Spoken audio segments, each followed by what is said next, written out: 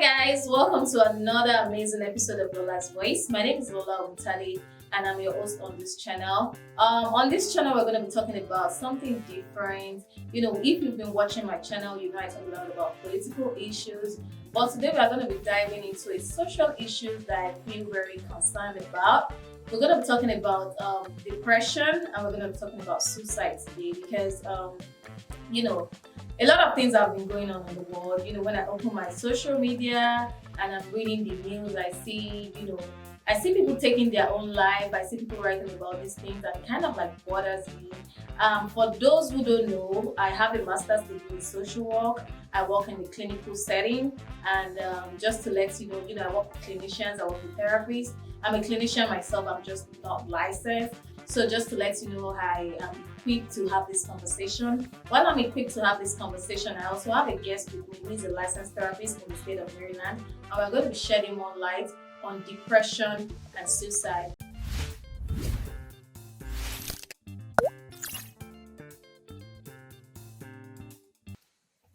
Like I said, I have a guest. The name of my guest is Otia Blake, LMSW. What that means stands for is like she's a licensed master of social work, LMSW. That makes her qualified to clinically diagnose people with mental health and also treat them. Miss Blake is one of the best therapists in the state of Maryland.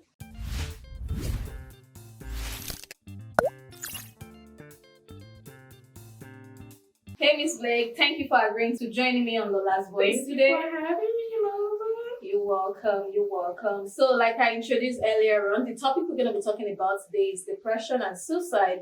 And Miss Blake is a licensed therapist. When you're a licensed therapist, she's licensed in the state of Maryland. And what that means is that she's qualified to clinically diagnose somebody with mental health and also treat them. So she can make the diagnosis and she can also treat. And she's one of the best I've ever worked with. That's why she's on this set. So in layman's English, in plain terms, what is depression? Depression is the way in which you negatively view the world. So it has a detrimental impact on your daily living habits like eating, sleeping, loss of appetite, your relationships. Sometimes you can't function in your relationship. You can't concentrate, sleep patterns, the sleep disturbances,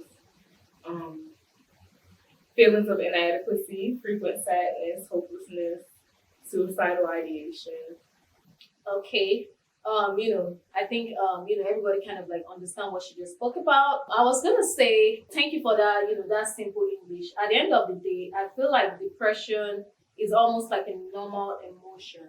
Like everybody in life at one point or the other is gonna go through depression, experience depression, and it's high time we start to normalize these emotions because I think it's an emotion. So, there are different types of depression, and I'm interested in highly functional depression. How does that work? Like when we say someone is highly functional depression, like a lot of people go to work, they still do things they are supposed to do, and one day we just, that person took their life. And we're like, I still saw them at the party last night. This person was still at work yesterday. So what is actually going on? So I want you to elaborate more on high executive functioning depression. So basically, highly functional depression looks like getting up, getting out of bed. Sometimes you might not even shower. You have obligations. You have responsibilities you have to meet. So sometimes you might just get the job done, but you still feel that sense of hopelessness. Feel like it's an ongoing cycle. Nothing to look forward to in the future. So sometimes it might be, again, sleep disturbances. You might can go to work all day, do all the work that you can, but can't sleep at night. Or just feeling hopeless, like you're not amounting to anything. So how do we say about people that have so much, like amounting to something? Like we've seen like people that have a lot of money and still take their own life. Like what are we going to categorize that on there? That would be depression because you can have all the resources that you want. You can have the most money in the world, but that does not equal to feeling that sense of contentment, finding that fulfillment in life.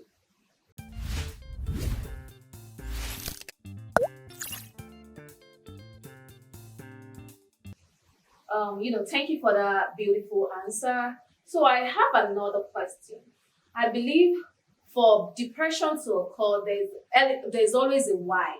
Like, is either did I just lost my job? Did someone die? Am I not? Or I didn't pass my exam? There's always a why for depression. And sometimes there's no reason. Like, you have everything, but you still feel really unfulfilled and all of that. It's personalized. So how can one identify the triggers of depression? Depression typically occurs after a loss, whether it's a physiological loss, whether it's a hypothetical loss, some type of loss. It could be the loss of a loved one. It could be the loss of a job, a loss of a house. It could be a loss of interest in things. It's just like finding that purpose. So a lot of times, or it could be something neurological. Because what happens is when we're constantly being exposed to stressors, our brain doesn't know the difference between an external stimuli or internal stimuli. So it's constantly sending off those fight or flight neurons. So depression could be triggered that way. Okay. So I think what I picked from what you just said is by identifying our stressors and trying to kind of like avoid those stressors if possible. Is that right? Yes. Okay. So how can one cope with depression? Since we're saying like at every point of at once in a lifetime, or even people have depression multiple times. You can be depressed, then you're okay, then after a while you slip into depression. There's something as small as seasonal depression. Like when there's winter, some people go into depression because they don't like the dark, they don't like the cold. So at every point in time, we as individuals are going to go to depression, whether we like it or not. So how can we cope with depression? What are the coping skills that can be used by someone that have depression? For example, okay, I'm able to identify my triggers and I can suppress that feeling. I can suppress that feeling. But even though I can suppress that feeling, how do I cope with depression? Well, for starters, if you suppress it, it's just going to make it worse because you're not addressing those feelings. So you're saying don't suppress your feelings, address the feelings. Yep. Okay. So acknowledgement. The first step is acknowledge how you feel. Acknowledge, okay, I'm going through this state. I feel depressed. I feel like there's no light at the end of the tunnel. Okay. So that's the first step. And you have to acknowledge it's something going on in order to move forward. Okay. So the first step to cope with our depression is to acknowledge depression. Is to acknowledge that feelings that we're feeling right now. So what else can you do? I feel like I have to start translating for Miss Blake. She's not speaking up enough for me. Okay, Lola. But that's fine. I'll do the job. Let's go. So what's the second coping mechanism? The second is to feel it.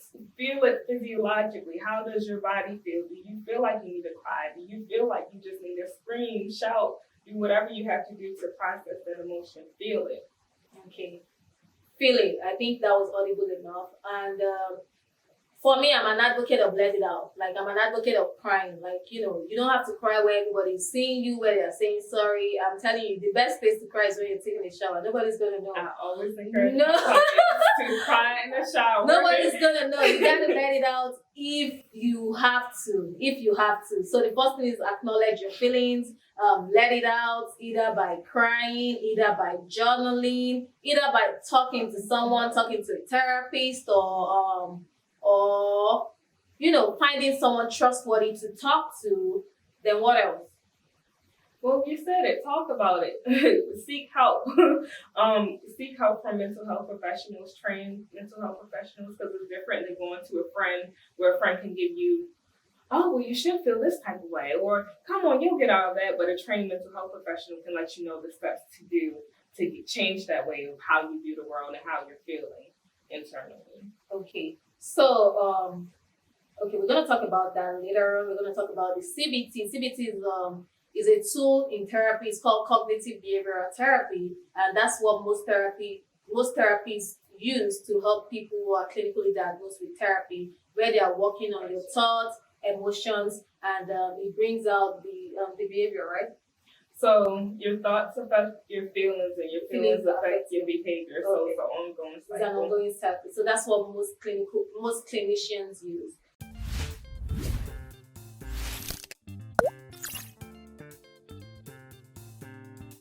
So there are instances where we've had, like, there are instances where husband have seen their wife being depressed, parents have seen their children depressed, friends are seeing their friends depressed, and they don't really know how to help them. Like, what can they do to help their loved one in this situation? Just provide a space for them. Validate their emotions. Don't tell them, oh, well, you have so much to look forward to, because that's not their reality. They don't feel that way. Just listen to it, even if it's sitting in a room while they sit there in silence. Just providing a space for them to be able to vent, or where they feel like they're being seen or heard. So that's the only thing they can do to help them. Or help them look for mental health resources. Hey, do you encourage them and let them know that it's okay, that they'll get through it, even though right now they don't feel like it's okay. But encourage them. Look, here goes a list of providers you can reach out to, or here goes something that we can try. Okay, suicide is a result of depression, and but as a parent, or as a spouse, or as a family member, or as a friend, like, how do you know, or how do you identify that your friend or your person is moving towards suicide? Like, Noticing the changes in their behavior. So they might start to indulge in substance use a little bit more. They might start sleeping all day. They might start not, having the desire of not wanting to do anything, isolating, acting out, being all agitated all the time, feeling keyed up or on edge. And then their moods. Like, a lot of times, once they have came to the conclusion that they are going to go through with the act, or at least attempt, they'll be at peace. Like, if they're constantly sleeping all day, they might get up and just be like, oh my gosh, they might be euphoric. Is what will happen. what does that mean? Means they found happiness, found some type of contentment, feeling at peace because they know what's to come. Oh, okay. So I'm just going to summarize what she said. She said they start to isolate themselves. If they start to get involved in, like, using substance more, they might start to sleep all day, and all of a sudden you might think they're getting better because there's this mood swing, and they're just all of a sudden happy. I feel like she feels like that happiness is fake, or most of the time clinically that happiness is always fake, because they are at peace, because they have a plan, and they have an intent to either carry out this suicide attempt, or even perform the suicide itself. Okay. And also, a lot of times people will tell you, they'll tell you how they're feeling. I want to die. I don't want to be here. Sometimes we might, oh, you're fine. Push it off to the side, but realistically, it's a cry out for help. Like, help me. Okay, so I think that's really, really important. Like, people will always tell us how they feel. Like, oh, I pray nobody, I hope nobody ever tells me that. But like, once they start telling us all those things, like, that's saying they don't want to be here anymore, and that says, like, call for help. Like, there are different resources out there. There are suicide hotlines, and when I was doing my research, I think only Lagos State has, like, a suicide hotline, and I think other states in Nigeria can emulate what Lagos State has done. I'm not sure how effective that line is, but I've read on a couple of occasions that it does work.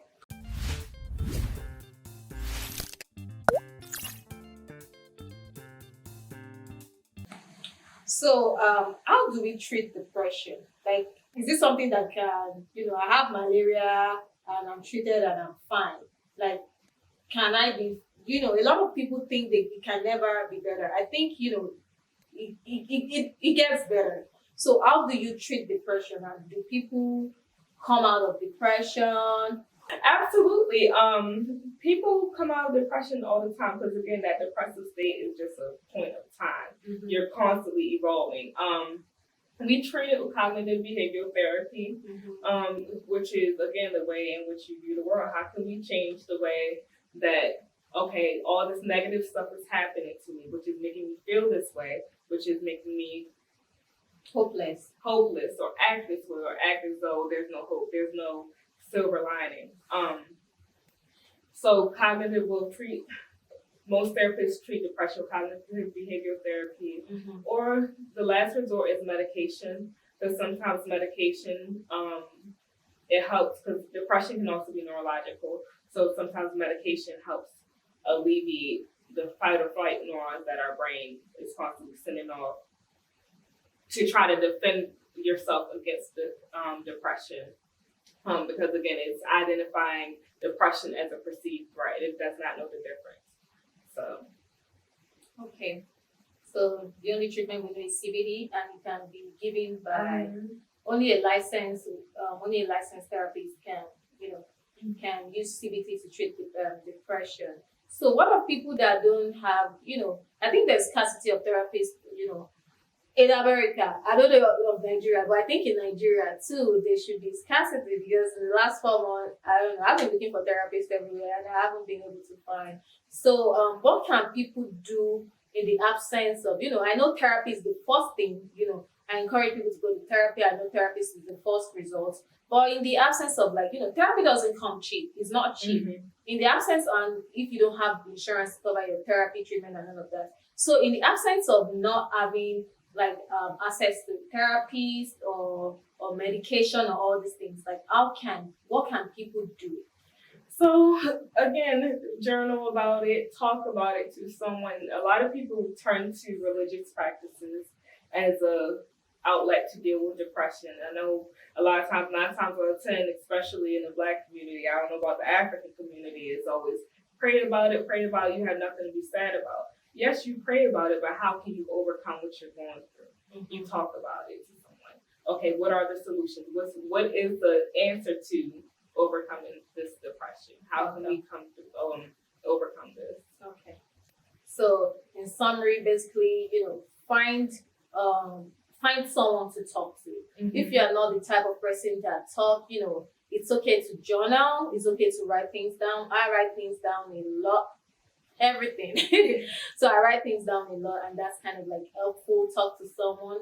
But the best is talk to someone that is, a lot of people are judgmental, and you want to look at the people you're talking to, and I think they are beginning to be more mental health awareness in the community all over the world, across the globe, and I want to believe there are resources as well. This video, I think I want to believe you've learned 1 or 2 things. You've learned 1 or 2 coping skills. You've learned how to even assist your loved ones if they are going through depression. But the top priority of the top solution still remains, get them to see a therapist. But in the absence of no therapy, we can still try to help one another. It's a tough world out there. Nobody has it all together. We are always going to be. It's a rat's race if you're not careful. Once you've done something, in the next 6 months you're looking for something else to do. So I don't want you to feel like you're alone. You're all by yourself. I hear you. The world hear you. The clinicians hear you. And we're gonna try as much as possible to put out more resources, to help overcome this depression or this suicidal thought. I don't know what state you are at home right now. Anybody watching me feeling like they're depressed, they are getting to the point of suicide. Suicide is not an option. It's not an option. Trust me, this is just a phase, and no matter what you're going through, you will definitely get over this. It's just a matter of time. It gets better.